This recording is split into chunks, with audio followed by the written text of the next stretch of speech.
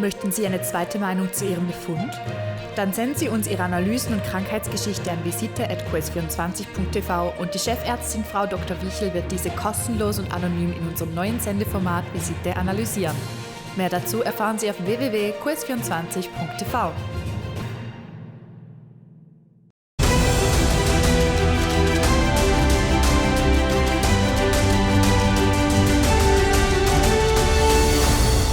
Herzlich willkommen, liebe Zuschauerinnen und Zuschauer, in unserem Format Naturmedizin. Heute wieder mit der Chefärztin der Swiss Mountain Clinic, Frau Dr. Petra Wiechel. Ganz herzlich willkommen, liebe Petra. Danke auch, dass ich hier sein darf. Gerne. Wir hatten das letzte Mal über Durchblutungsproblematiken gesprochen und wir sind in dieser Sendung gar nicht auf das Thema Cholesterin gekommen. Und da möchte ich gerne noch was einhaken, weil immer wieder kommen Leute zu mir und sagen mir, mein Arzt hat gesagt, ich habe hohe Cholesterinwerte, ich muss was tun. Ja. Was müssen Sie tun? Und ist das so gefährlich, hohe Werte? Also ich glaube, wenn ich ein kleines Büchlein schreiben würde, dann wäre das Erste, dass ich mich beim Cholesterin bedanke. Und das würde heißen Cholesterin danke. Die Feuerwehr, hä? Ja. Die jeden Brand löscht. Ja, nicht nur die Feuerwehr. Es ist ja letztendlich der wertvollste und wichtigste auch Baustoff für alle Zellmembranen. Und die Zelle hat eine Membran, die ist so wie das Gehirn von uns. Das heißt, ohne unser Gehirn kann unser Körper auch nicht mehr leben. Und wenn diese Zellmembran stirbt, dann stirbt auch die Zelle. Wenn der Zellkern stirbt, dann kann die Zelle noch ungefähr 4 bis 6 Wochen überleben. Das heißt, diese Zellmembran ist eigentlich das Sprachrohr jeder Zelle.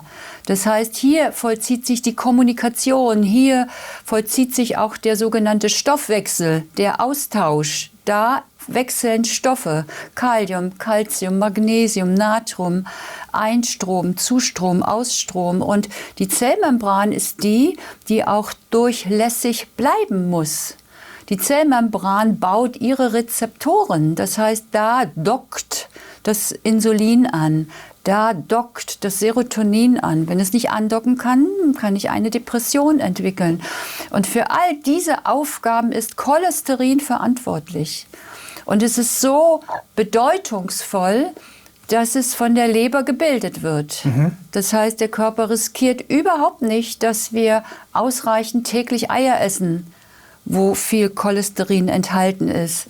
Unser Körper stellt uns 85% dieses für ihn notwendige Cholesterin her. Und auch, glaube ich, Menschen, die uns zuhören, haben verstanden, dass er selber nie einen Fehler macht. Das heißt, wenn er in der Notwendigkeit ist, dass er mehr Cholesterin benötigt, dann wird er das produzieren. Dann hat es auch einen Grund, oder? Dann hat es einen Grund, dann hat es auch einen Sinn. Und dieses Cholesterin hat ja Aufgaben im Körper. Wir können doch gar nicht wahrnehmen, dass er jetzt in einer ganz großen Regenerationsleistung ist und jetzt viele Zellen nachschieben muss. Zustand nach OP, Reparationsprozesse. Ich sehe immer wieder erhöhte Cholesterinwerte nach Herzinfarkt. Na ja, natürlich.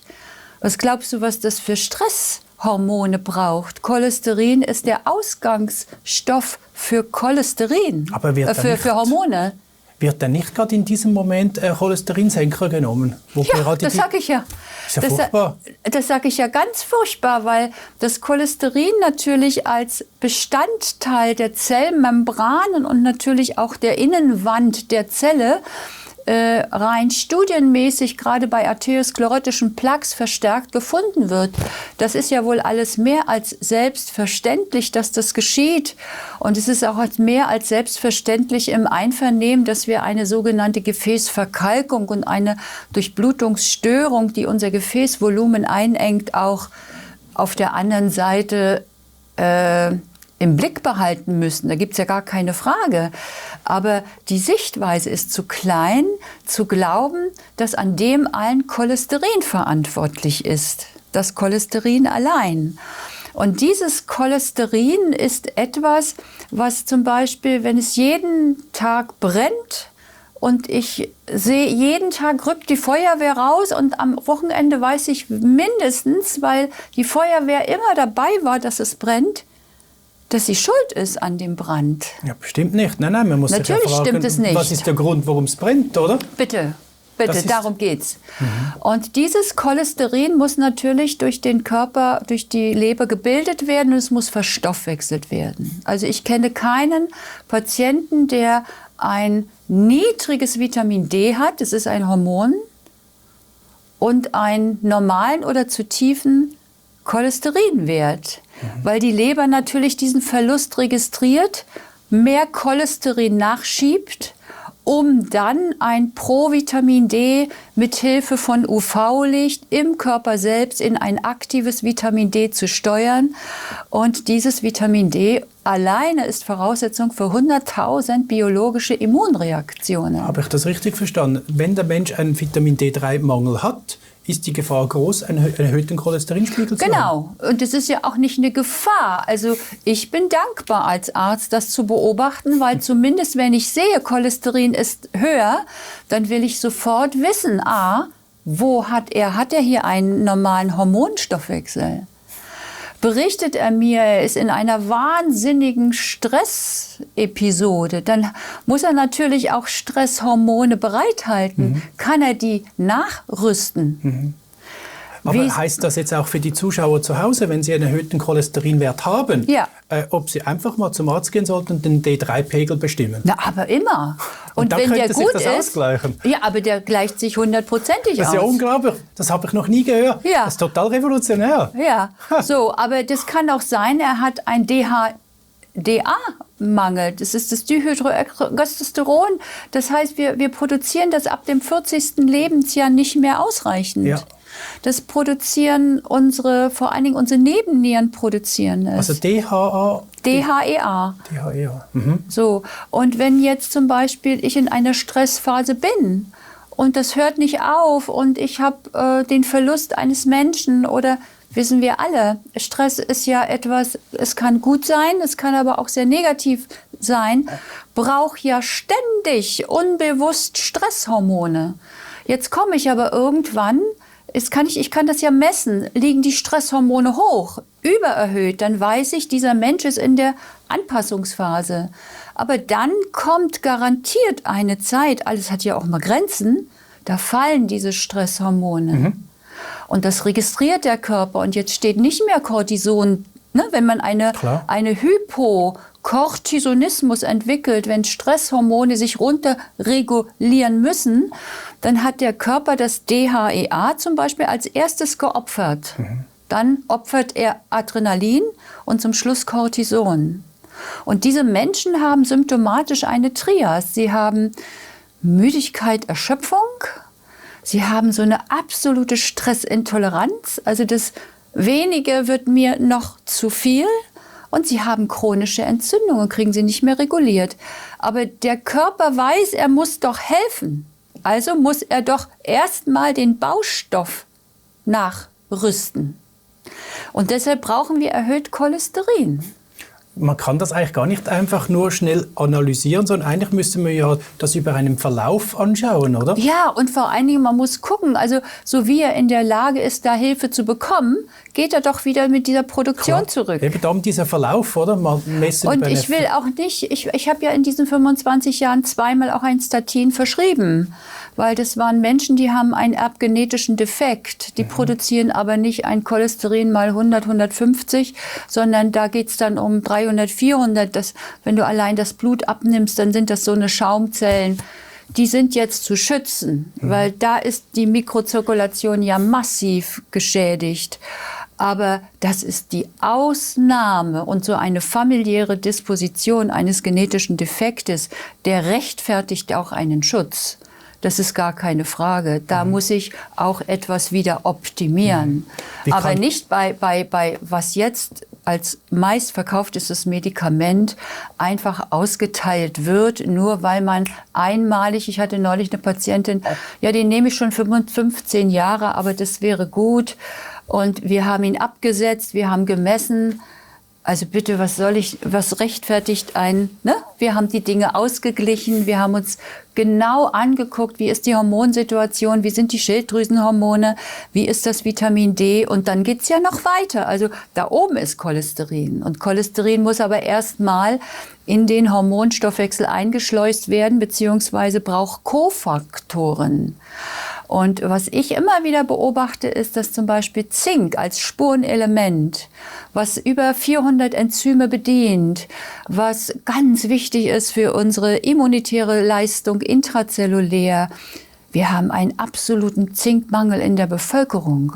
Und Zink selbst, was wir aufnehmen, zum Beispiel durch tiefes Blattgemüse, Brokkoli und so, wird selber auch gar nicht mehr intrazellulär reingeschleust, weil manchmal der Rezeptor für Zink belastet ist durch Aluminium oder auch immer. Das heißt, Cholesterin kann dann nicht weiter. Muss auch schon mal den Cholesterinstoffwechsel verstehen. Was ist mit meinem Vitamin B3? Was ist mit meinem Zink? Und vor allen Dingen, was ist mit Vitamin C? Weil das braucht wieder Cholesterin, um zu einer Zellmembran oder zu einem Hormon verstoffwechselt zu werden. Und wenn man das so breitbasig anschaut, ist das eigentlich nicht ein großes Problem und das könnten wir eigentlich sehr schnell klären. Und ich habe mittlerweile Hunderte oder wenn nicht schon noch viel, viel mehr Menschen betreut, auch Zustand nach Schlaganfall und Zustand nach all den Dingen, die eigentlich mit einer Selbstverständlichkeit dieses Medikament nehmen. Aber wir haben in der letzten Sendung über die Bedeutung des Sauerstoffs gesprochen. Und der Sauerstoff letztendlich intrazellulär wird ja verarbeitet in der Energieherstellung auf den Energiekraftwerken oder in den Energiekraftwerken. Das sind die sogenannten Mitochondrien. Und die Mitochondrien sind letztendlich, wenn die in ihrer Leistung sich reduzieren, sprechen wir von einer Mitochondriopathie. Du kannst dazu auch sagen, Herzinsuffizienz, das Herz arbeitet nicht mehr kraftvoll. Du kannst dazu auch sagen, meine Bauchspeicheldrüse ist schwach. Du kannst dazu sagen, ich habe Kopfschmerzen und Migräne. Es ist immer auf zellulärer Ebene die geringste Energieleistung, die dahinter steht. Das haben wir noch nicht erfasst als Mitochondriopathie. Aber interessant ist der Fakt, wenn ich so ein Medikament nehme, dieses Statin, dann hat es genau den gleichen Stoffwechselweg, nimmt es intrazellulär wie das Q10. Und Q10 ist ein Motor für den Energiestoffwechsel. Also die Zelle kann die Energie jetzt nicht herstellen, wenn der blockiert wird. Das heißt, jeder Statin-Patient geht in einen Q10-Mangel und den messen wir immer.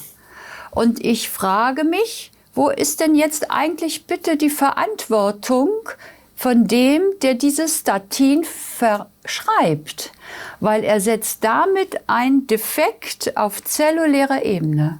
Und das Herz, ich habe mich 20 Jahre gefragt, warum gibt es am Herzen eigentlich keinen Krebs? Das ist ein Energieproblem der Mitochondrien.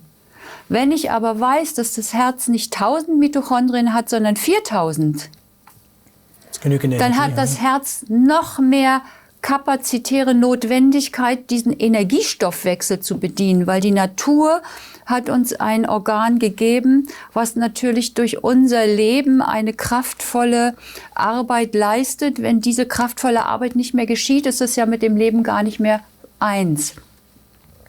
Und das ist für mich die zweite große Sorge der Menschen, wenn sie ein Statin einnehmen, dass sie immer um ihren Q10-Spiegel intrazellulär wissen. Und der wird vom Labor angegeben, zum Beispiel mit 0,67 bis vielleicht 0,8. Ich will alle Patienten über 2 sehen und einen Parkinson- und neurodegenerativen Patienten über 4 sehen, weil der braucht eine hohe Energieleistung zur Regeneration. Und da ist immer noch heute die Aussage, Sie können das nehmen, wenn Sie dran glauben. Ein italienischer Kollege, der Kardiologe ist, der operiert, also Herzklappen, Bypässe, der hat vor vielen, vielen Jahren den Patienten vorher hochdosiert Q10 gegeben und hatte eine fantastisch postoperative Regenerationsleistung und ist auf der Bestsellerliste der Kardiologen nach oben gerückt, weil er einfach überhaupt keine Nebeneffekte hat. Und gerade dieses Q10, Das gebe ich sehr gerne, wenn Menschen auch in Operationen gehen oder einfach hohe Regenerationsleistungen benötigen. Aber das ist natürlich auch ein Standardwert, den wir regelmäßig messen. Oder auch noch andere Werte, die die mitochondrale Energieleistung messen. NADH, oder? Ja, genau. Aber wie gesagt, dieses Cholesterin, da muss man wahrscheinlich, das ist jetzt so 70 Jahre geschehen, das ist immer wieder, es ist gut und schlecht, das ist auch das LDL und HDL, wir bezeichnen es als gut und schlecht und es ist schon so, dass eigentlich dieses LDL nicht ausreichend wieder dieses Recycling-Cholesterin zurückführt zur Leber und es kann dann schon auch gewisse arteriosklerotische Ablagerungen geben, das ist gar keine Frage, aber das Geschehen an sich zu verstehen und erstmal mit Verstand einem Stoffwechsel zu helfen, dass er sich besser regulieren kann, das finde ich ist schon ganz, ganz unendlich wichtig. Und wir geben allen Patienten eine Trilogie von Medikamenten, wenn sie einen Infarkt hatten, so unter dem Motto, es schützt sie vor einem erhöhten Cholesterin. Und wir verstehen überhaupt nicht, dass wir jeden Tag unseren Körper unterstützen müssen in der Anpassung, dass er sich doch uns anpasst, weil wir heute vielleicht mehr von ihm benötigen und morgen weniger.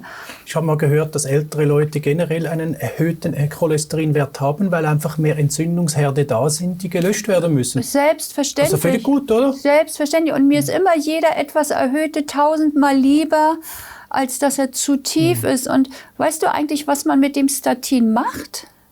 Was das für eine Wirkung hat? Ich meinte, das Statin im Herz ist das so eine Röhre, die man ins Blutgefäß reindrückt, damit das... Nee, das Statin, also dieses Medikament, was man einnimmt, es blockiert die Cholesterinsynthese in der Leber. Ach so, toll. Das wäre genauso, als wenn Klein Leo mit mir ein Haus bauen möchte und Klein Leo und ich sage ihm, du, aber Bausteine brauchen wir nicht. Das können wir vielleicht uns so vorstellen. Das Cholesterin ist der Grundbaustein des Lebens. Und wir sollten mit allem, was irgendwo natürlich in einer Fehlaktivität da ist, was sich überreguliert, das sollten wir verstehen. Also dieser Buchtitel ist genial, Cholesterin, danke. Ich finde es und ich denke, es ist doch so viel schon geschrieben und das muss ich doch nicht noch erzählen. Nein, das weiß doch schon noch. jeder. Aber immer wieder erlebe ich eine Standardrezeptur nach solchen und so wie es erhöht ist. Und frage mich nach 25 Jahren, wer braucht das denn eigentlich? Sehe aber, wie Menschen Gelenkschmerzen haben. Ne? Wenn die Mitochondrialleistung runtergeht, können ja auch Entzündungen, das alles nicht mehr reguliert werden. Und sie registrieren das und das muss man dann nur noch mal anschauen, was nehmen die an Medikamenten. Und das ist das Erste, was erstmal von meiner Geschichte ganz kritisch angeschaut werden muss und wie viel darf sich dann auf einmal regulieren und wie dankbar ist auch der Körper, dass er jetzt eine Hilfe bekommt, denn die Hilfe hat er ja vorher gar nicht. Habe ich ein Gerücht mal gelesen in einem Buch, dass eigentlich die Ursprünge der Cholesterin-Fehlinterpretation auf einer Studie gemacht wurde mit einem Karnickel. Genau. Und dem hat man fleischliche Nahrung gegeben. Ne? Das Eier, oder? Ja. Das Kaninchen hat ja Gefäße wie ein Aal und das Kaninchen ist ein Pflanzenverzehrer. Ja. Das heißt, das Kaninchen hat sich ja an eine fleischliche Nahrung gar nicht adaptiert und da gehen ja sofort diese arteriosklerotischen Plaques auch los. Aha. Und das ist schon so. Und das ist bis heute eigentlich noch... Ja, aber auch wir als Ärzte, wir erfragen sie doch nicht. Wir haben doch jeden Tag nur immer einen Herrn vor uns sitzen, der uns mit einem Medikament sagt, wie wichtig das ist. Und auch so sind Fortbildungen aufgebaut. Also man muss schon selber sich mit den Dingen beschäftigen. Und wir haben das auch alles mal gelernt in der Physiologie und in dem Studium mit Biochemie, wie diese Dinge auch ineinander greifen müssen. Und es tut gut, wenn wir immer wieder noch mal hinterfragen, mit welchem, sag ich mal, das sind ja Selbstläufer mittlerweile geworden. Auch die Gesellschaften haben das, also Kardiologen müssen das in ihr Spektrum geben, weil, und da will ich mir jetzt gar nicht anmaßen, darüber zu urteilen, aber ich behandle ja auch Menschen mit diesen Erkrankungen und ich möchte verstehen, warum der Körper so antwortet und möchte nicht etwas kosmetisch runterregulieren, was er vielleicht benötigt. Und das habe ich verstanden und ich sehe einfach, dass unsere Patienten wieder in ein sehr schönes Gleichgewicht kommen. Ohne die Nebenwirkung. Und das ist mir die ganz allerwichtigste Geschichte. Ne? Ich möchte gerne noch was zusammenfassen. Also wer jetzt erhöhte Werte hat, muss sicher keine Panik, aber mal den D3-Pegel zu bestimmen. Richtig. Es auf ein gutes Maß hochzunehmen. Genau. Und ans Licht zu gehen, bitte. Und Bewegung. Ans Licht. Ne? D3, Cholesterin wird ja dann nur verstoffwechselt, wenn du auch früher hatten die Menschen 8 Stunden Licht. Heute hast du nur begrenzt, weil die Sonne steht nicht im rechten Winkel. Alles, was nördlich von Rom ist, kannst du gar nicht mehr genug Licht tanken. Und die Zeit ist zu kurz. Also nur D3 nehmen ohne Licht funktioniert gar nicht? Na doch, es wird schon funktionieren, aber es braucht auch die Exposition, bitte, der Sonne. Es gibt Leben verkümmert ohne Licht. Okay. Dann noch Q10. Genau, auf jeden Fall. Und zwar gut hochdosiert, weil Q10 auf jeder Packung steht 30 Milligramm.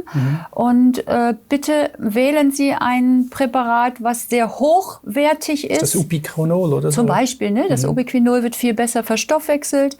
Und gehen Sie da mutig gleich mal mit 200 Milligramm rein und lassen aber diesen Wert auch messen, um sich sicher zu sein, dass Sie in einer guten Versorgung sind. Wenn Sie jetzt aber Cholesterinsenker haben und das jetzt machen, selbstständig, könnte das irgendwie zu einer Unterversorgung kommen? Darf man das ohne Arzt machen, diesen Weg? Also das Q10 ist ein absolutes Muss, wenn ich einen Cholesterinsenker einnehme. Das wäre, wenn du jetzt Tankwart... Das macht wahrscheinlich niemand, das habe ich nie gehört. Wenn du jetzt Tankwart bist und ich habe einen Dieselmotor und du hast mir nicht Öl in meinen Motor gegeben, dann kann ich 10 Kilometer fahren, dann ist der Motor fest. Das ist doch eine Verantwortlichkeit, die der Hersteller mir sagen muss, mein Motor braucht neben Diesel auch Öl. Aber ich frage nochmals, ist das so? Wird das gemacht? Nein. Eben, das ist ja unglaublich. Nein, und das ist ja das, was mich so traurig macht, weil die Menschen rennen in eine Situation unbewusst und es ist früher oder später vorprogrammiert. Und das macht mich so traurig, weil diese Dinge sind rein orthomolekular noch lange nicht angekommen. Und es ist ein großes Muss, ein hochwertiges Q10-Präparat einzunehmen, wenn ich einen Cholesterinsenker habe. Und wenn Sie da nicht auch mutig genug sind, dann machen Sie doch für sich eigentlich mal die Bitte, dass Sie all diese Werte mal angucken lassen. Wie ist es mit meinen Schilddrüsen? Wie ist es mit meinem Östradiol? Wie ist es mit meinem Progesteron? Es kann doch sein, Testosteron. Mein Gott, wie viele Männer haben Testosteronmangel und wissen das nicht? Wie viele Männer haben Progesteronmangel, Frauen, und wissen das nicht? Das sind 1-2% Knochenmasse weniger alle 2 Jahre. Und Osteoporose ist eigentlich noch mal ein schönes Thema in der Zukunft, Menschen zu erklären. Es geht nur um die Balance, Aufbau, Abbau. Und das braucht Wissen, wie kann ich auf diesen Prozess vorzeitig einwirken, finde ich, als nur mit einem Calciumpräparat, das ja gar nicht ankommt, wenn nicht Vitamin D da ist, weil erst Vitamin D öffnet die Tür, dass ich Calcium aufnehmen kann. Nochmals, wenn da einer jetzt Cholesterinsenker hat, er darf es jetzt nicht nach dieser Sendung einfach absetzen und nicht mehr nehmen, weil er jetzt gehört hat, Q10 und D3, sondern er müsste das schon in Zusammenarbeit mit einem Arzt machen. Ich möchte so auch mich niemals verstanden wissen, wenn ich hier sitze. Ich möchte einfach nur Sie bitten, dass es etwas in Ihnen auslöst, sich wichtig genug zu sein, diese Dinge mit jemandem zu besprechen, der Sie versteht. Der Sie ablehnt, versteht Sie ja nicht oder hat sich nicht damit beschäftigt. Und damit, glaube ich, ist es oft so, dass Patienten viel, viel mehr sich mit diesen Fragen beschäftigt haben. Und was Sie unbedingt machen müssen, ist, sorgen Sie für einen hohen Q10-Spiegel. Und den lassen Sie auch mal messen vorher oder dann, dass Sie sehen, dass Sie da in einem guten Bereich sind, wenn Sie es einnehmen.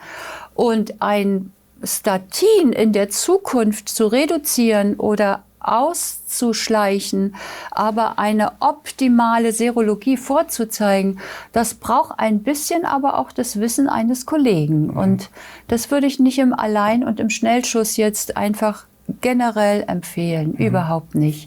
Es gibt immer wieder, jeder Mensch, wir haben 7 Milliarden Menschen, Aber wir haben immer nur einen und einer ist höchst individuell und da kann es für gar nichts eine allgemeine Empfehlung geben.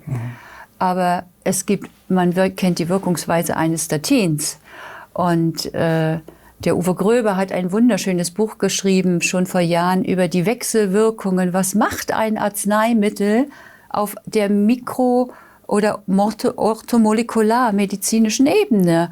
Und dieses Buch liegt auf meinem Tisch und so wie ich gucke, er nimmt das Medikament, gucke ich, was ihm alles wegrutschen muss, nur allein, weil er das nimmt. Und das ist gerade bei den Statinen wirklich lebens- und überlebensnotwendig, dass Menschen dafür dann bitte selbst Sorge tragen, dass sie ein gutes Obichinon einnehmen. Ich bin sehr dankbar, dass wir diese Sendung gemacht haben, liebe Petra. Die hätte uns gefehlt. Das ist gut. Das war jetzt wirklich etwas Innovation, weltbewegens und ich glaube für uns alle zu Hause extrem wichtig gewesen, das von dir zu hören. Herzlichen Dank, liebe Petra. Sehr und gerne. Ihnen auch, liebe Zuschauerinnen und Zuschauer. Sie haben alles gehört, wenn es Sie betrifft im Bereich eines zu hohen oder eines hohen Cholesterinwertes. Haben Sie gehört, was Sie zu machen haben oder was Sie machen können, aber bitte in Zusammenarbeit mit einem Arzt oder mit einem Arztin, die eben weiß, um was es geht und wie die ganzen Zusammenhänge sind. D3, Q10, ich finde das einfach unglaublich, was ich heute gelernt habe. Also, das war's für heute. Alles Gute, bis ein anderes Mal. Auf Wiedersehen miteinander.